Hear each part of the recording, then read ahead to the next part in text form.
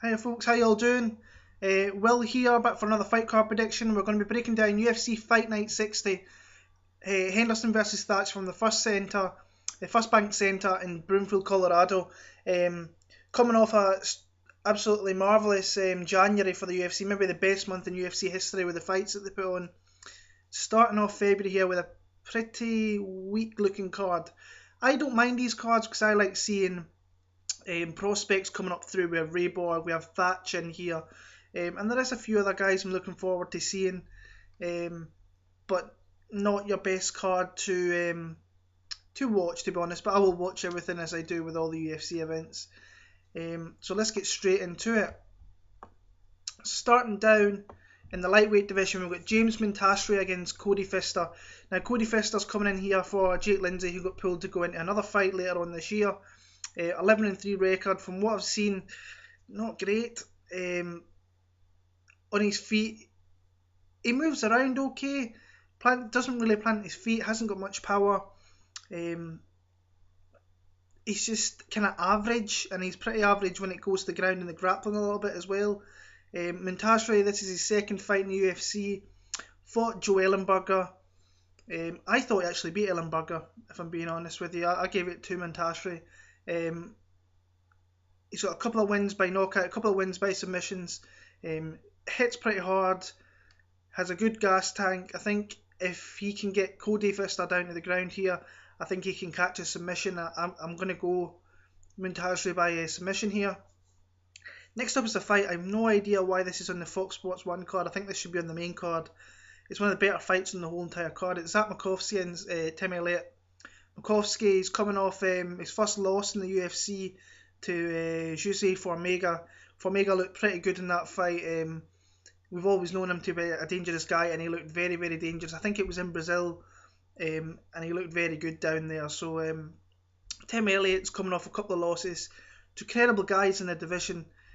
Ali Bogatinov, he lost first off, and he lost via first round submission to Joseph Benavidez. That lovely guillotine where he couldn't tap out with his hands and he had to do it with his feet was absolutely beautiful from Benavidez.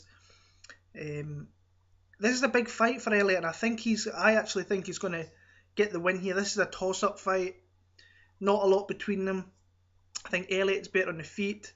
I think Makovsky's better on the ground. I think if Elliott can stop the takedowns and use his jab and his movement to get in and out, I think he could get a decision victory here. So I'm going to go for Tim Elliott by, I'm going to go a split decision. I think it's going to be very close. Next up, we've got Chaz Skelly against Jim Alers. Chaz Skelly, he fought a few times inside a few weeks last time. Beat Sean Soriano back in Connecticut last year. Looked good in doing so. Gassed out late into the fight, considering he had, I think it was his second fight within inside like 2 weeks or something crazy like that. Excuse me. Came in. He's a very good wrestler. Doesn't have much in the feet. I think he lost to Mirsad Bektic in his first fight in the UFC, and he did alright. Bektic is a good guy in that division, and I think he will do good things in that division.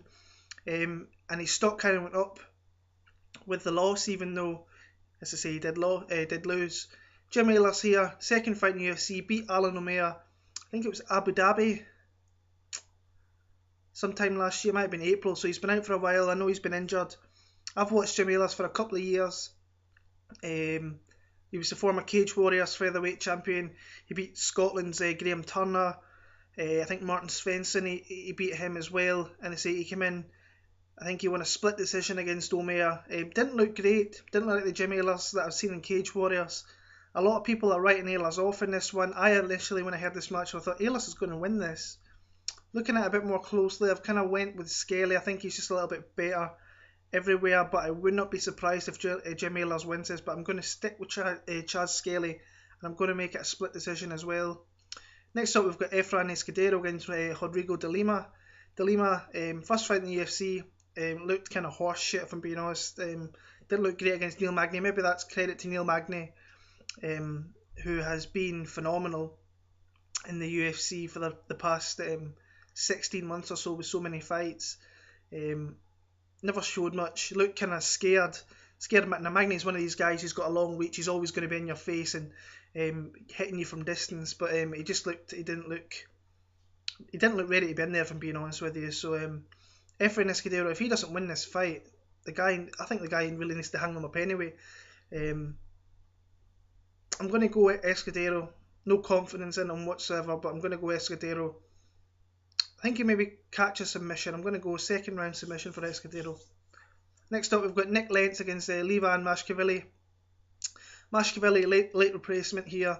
Tavares pulled out, 6-1, 3 wins by knockout, 3 wins by decision, and his only loss, he fought in December and got that loss back against Alexander Pizarra. Decent wrestler, gets to the ground, doesn't really do much on the ground. Striking's okay, nothing to kind of write home about. He uses his leg kicks quite well sometimes. But Nick Lentz should be better everywhere. If Nick Lentz gets his weight right, takes it serious, Nick Lentz should finish this guy and win this fight. So I'm going to go Nick Lentz I'm going to go TKO in the second. On to the Fox Sports 1 card. We start off in the flyweight division. We've got Borg against Chris Kelades. Chris Kelades coming off a fantastic win over Paddy Holohan in his hometown on about 6 days' notice. Lost the first round big against Holohan, then came out and he was just he took him down, kept him there, which is Paddy Holohan, if you've never met him, for a flyweight, he's a big flyweight. I've stood next to John Lineker, Ian McCall, and the guy's huge for the flyweight division, very rangy as well, and he's, from what I hear from a lot of people, your Neil Series and everybody else, it's very hard to keep down and he'll catch you with submissions down there. But Kelades just bull rushed him, took him down, kept him there, hit him with, peppered him with shots, looked very good in doing so. But he's got, I think here he's got a step up in opponent, because Borg, since he came into UFC against Dustin Ortiz, I think a lot of people on Twitter that night actually gave Borg the win over Ortiz. I just edged it Ortiz. But Borg in his second fight showed why he's going to be a great fight in this division. Lots of quick transitions, got the back of Shane Howell, took him out. He's very quick in the ground, and if you leave anything, he will latch onto it and get you. So I'm going to go Borg by submission in the first. Next up, we've got Michel Prazeres against Kevin Lee. This could be a bit of a stinker. Prazeres usually kind of goes and he gets decisions. Lee's pretty much the same. Lee is far better on the feet. I expect him to stay long with his jab, try and take him down at good times, but I just see Kevin Lee getting a decision all day long here, so Kevin Lee. Next up, we're in the middleweight division. We've got Dan Kelly against Patrick Walsh. Patrick Walsh, who was on the Ultimate Fighter, I think it was the last season, maybe Carl Pendred's season. Didn't really take direction too well on the show. Kind of did his own thing, which is fair enough. A wrestler, he seems to have some heavy hands. He's just a very heavy guy once he gets on top of you. And I think that Dan Kelly being, I think he's 36, 37, 38, he's been in 4 Olympics as judo. He's got great judo. He won his fight against Luke Zakharich via Kimura. I think that was early second round. I just think that Dan Kelly's going to fade a little bit in this fight, and I think Pat Walsh, he has got a really good chin. He's got good takedown defense, and I think late in the second round, I think he'll take Dan Kelly out. So I'm going to go Patrick Walsh via TKO in the second. Next up, we've got Neil Magny against Kiichi Kunimoto. Kunimoto, I think he last fought in Japan, if I'm right. Let me see, Richard Walsh. Yeah, and he won that via split. I think that was a very close fight as well, if I remember off the top of my head. Beat Daniel Sarafian, beat Luis Dutra, and he's looked fairly good in the welterweight division, but he's against a guy here, Neil Magny, who did fantastic. 2014 was a great year for this guy. He fought 5 times, I think it was, and beat some decent guys. Alex Garcia, Patalino was a guy I thought he would struggle with, and he handled him with ease. De Lima, he knocked him out in June. Tim Means, he beat via decision. Ulamatov back in February by decision. So the guy, he's very long for the division, but all his skills are coming together, and he's looking really dangerous on the feet. Hard to take down. If he goes for the takedown himself, he's not too bad. He's ever improving. I've seen that. But he's planting his feet and he's hitting you with them shots, and he is very long for that division. I can't see anything more than a Neil Magny win here, so I'm going to go Magny by Kunimoto was quite good, so I think this might go to decision. So I'm going to go Magny by decision. Next up, we've got Max Holloway against Cole Miller. I'm a massive fan of Max Holloway. I think the guy is really talented. He's fought some of the best in his young career. He's looked outstanding. Since he's lost to Conor McGregor, he's reeled off 4 straight wins, all via stoppages, and he's so fun to watch. This is the guy that I'll be watching this card. Can't wait to see Max Holloway because he's so fun to watch. As I say, he lost to McGregor, came back in January of last year, will choke TKO in the second. Andre Fili, I think Fili maybe took the first round against him, came back, caught him with a lovely guillotine choke.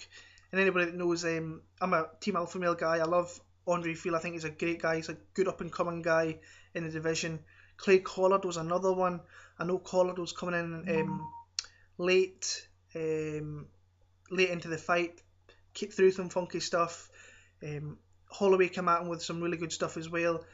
Once Collard faded down the third round, he took him out, and then Akira Kurosane with a beautiful KO back in Sweden. Against Cole Miller here, a guy who's coming off a couple of wins over Andy Ogle and Sam Sicilia. Great when it goes to the ground, not much on the feet, if we're being honest. He's never really had much on the feet, but when he goes to the ground, he is very tough down there. Should probably be a 4-fight win streak. Lost to Manny Gamburi when he probably should have got that decision there. But I can only see one winner here, and it's Max Holloway. I think if you're playing counter move, I think this guy's imperative to have on here. So I'm going to go Max Holloway via TKO. I'll go for first round. And in the main event, we have Benson Henderson making his first journey up to welterweight against Brandon Thatch. Now this, I think, I know that they were looking, UFC were looking for somebody to put into the main event here. And it was a great main event to start off with. Wonderboy Thompson against Brandon Thatch. But putting Benson Henderson in against Brandon Thatch, this is a total mismatch in my opinion. Brandon Thatch he's faced Justin Edwards, Paulo Thiago, who has looked horrendous since in the UFC for the last few years. Beat Mike Rhodes before that via submission in the first. He's very dynamic and he throws a lot. He jumps at you with flying knees and elbows, and very dynamic guy. But he is against a fighter here in Benson Henderson who is going to be a Hall of Famer, former WEC, UFC lightweight champion. I think he beat Donald Cerrone a few short weeks ago back in Boston. Striking, he showed some new strikes, kind of punches to the legs. He kicked to the legs quite a bit. I think if he can do that with Thatch here and stop him, keep him back, and he has to be at wrestling, he has to be at jiu-jitsu than Thatch.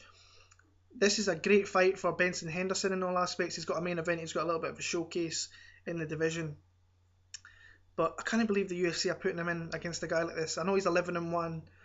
He's fighting in Colorado in his home state. One thing you kind of look out for this is Colorado's quite high up. I know Henderson is from Arizona, where I stayed for many years, and you're acclimatised quite well, but it is going further up. I just don't see anywhere, not unless it's really early in the first round where Thatch can hurt him. So as you can see, I think I'm going to go for a 4th round submission for Benson Henderson here. So that's my picks for UFC Fight Night 60. I'll be back next week for UFC Fight Night 61, Mia versus Bigfoot, and then we've got UFC 184, Rousey versus Zingano. Come follow me on Twitter, Will Martin 7MMA, which I've changed up. Like and share the video, comment, let's get talking about it. I love speaking to you guys. Go follow the good guys I play Counter Move with, Yost the Boss, Andy and MTL, MMA Fan Michael, Dicker 410, Cabrera 316, you know, they're all great guys. And if you play Counter Move and you want to come and try and win some money, which you won't, just saying, come and play us guys. We're on Counter Move and we'll happily take your money. So I'll be back next week. Take care, enjoy the card when it comes round on Valentine's Day, and all the best.